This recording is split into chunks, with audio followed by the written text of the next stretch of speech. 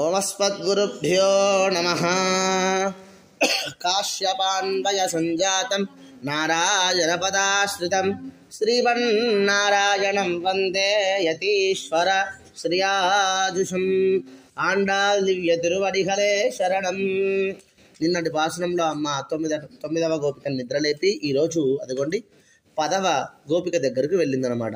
నిన్నటి వరకు కూడా ఈ యొక్క రోజటి వరకు కూడా ఈ వ్రతంలో జరిగేటువంటి పూర్వ వ్రతాన్ని పూర్తి చేసుకొని రేపటి నుండి ఉత్తర భాగము అంటారనమాట. ఉత్తర భాగ వ్రతాన్ని చక్కగా అమ్మ నిర్వర్తిస్తుందన్నమాట రేపటి నుండి.